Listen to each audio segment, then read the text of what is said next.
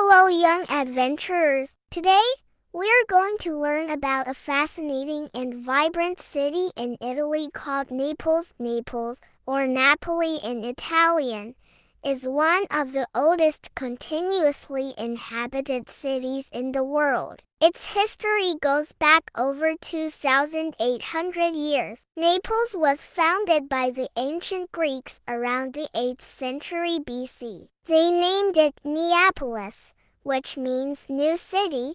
It quickly became an important center of trade and culture. When the Romans took over in the 4th century BC, Naples continued to thrive. It became a favorite place for Roman emperors and wealthy citizens who built grand villas along its beautiful coastline. Today, Naples is the capital of the Campania region and the third largest city in Italy. It's known for its lively atmosphere, delicious food, and historic sites. Mount Vesuv is a volcano located in Italy, near the Bay of Naples. It is one of the most famous and dangerous volcanoes in the world. Mount Vesuv is an active volcano, which means it has erupted many times. It has a height of about 4,203 feet 1,281 meters. The most famous eruption happened nearly 2,000 years ago, in AD 79.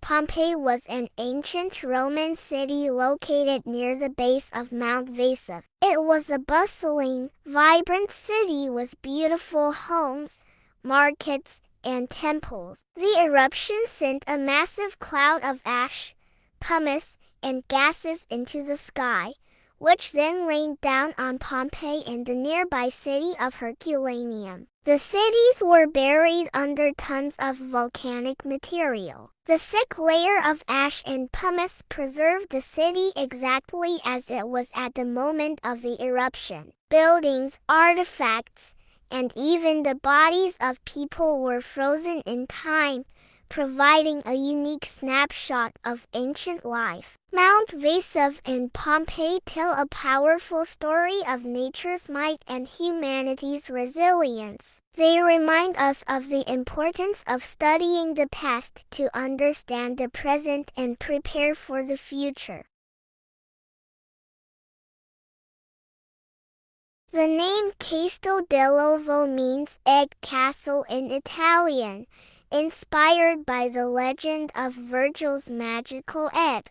Castel dell'Ovo is the oldest standing fortification in Naples. Its history stretches back over 2,000 years. The castle we see today started taking shape in the 5th century AD when the last Roman emperor of the West, Romulus Augustulus, was exiled there. It became a fortress under the Normans in the 12th century, and they gave it the name Castel dell'Ovo. The castle is built on the small island of Megaride, connected to the mainland by a narrow causeway. This strategic position helped defend the city from sea attacks. The castle's main structure is about 820 feet or 250 meters long and 213 feet or 65 meters wide. It has thick walls and multiple towers that provided protection and a lookout for approaching enemies. Inside,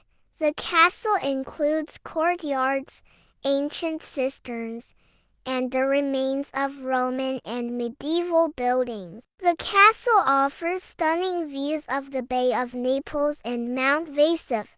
The castle has been used as a location in various films and TV shows due to its picturesque and historic setting. At the Castel dell'Ovo, by the sparkling sea, we'll discover the legends close to me.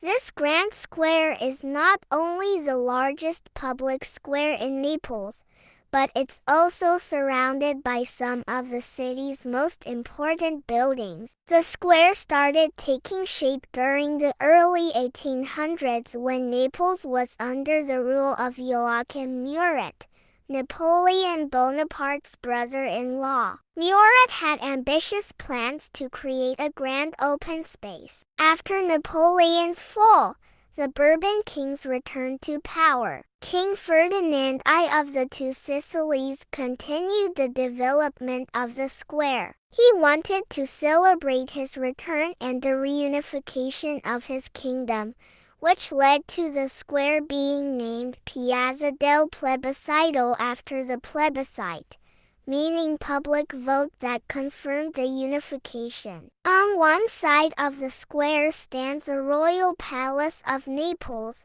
a grand and elegant building that was once the residence of the Spanish viceroys, and later, the Bourbon kings. It features a long font adorned with statues of prominent rulers of Naples. On the opposite side of the square is the Basilica of San Francesco di Paola. This beautiful church, with its grand portico and impressive dome, was modeled after the Pantheon in Rome. It was built in the early 19th century as a thank you gesture by King Ferdinand I after regaining his throne. The square itself is vast, measuring about 25,000 square meters or 270,000 square feet. It's a popular place for public events, concerts, and gatherings.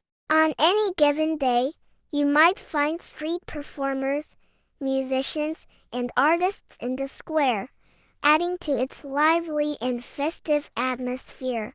The square is a popular venue for major events. For instance, every New Year's Eve, a big celebration with music and fireworks takes place here. Piazza del Plebiscito is much more than just a square. It's a vital part of Naples' cultural and historical landscape. With its grand buildings, rich history, and vibrant atmosphere, it's a place where the past and present come together in a beautiful harmony. In Piazza del Plebiscito, so grand and so wide, we dance and we sing with joy and with pride, with statues and columns and space to explore the thing.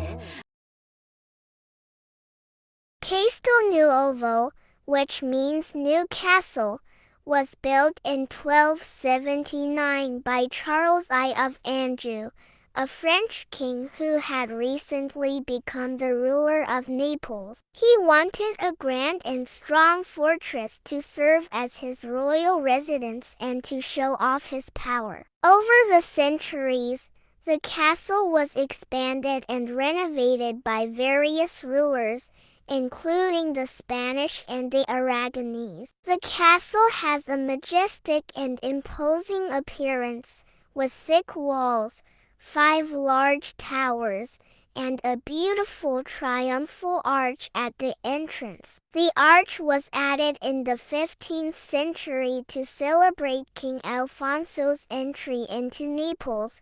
The castle is quite large, with its towers standing about 180 feet or 55 meters tall. It has been a royal residence, a military fortress, and a symbol of power for various rulers over the centuries. Today, it houses the Naples City Hall and the Civic Museum, where visitors can see historical artifacts and art. Its impressive design and strategic location make it a key landmark in Naples. Naples, on Naples, where adventures start with castles and pizzas.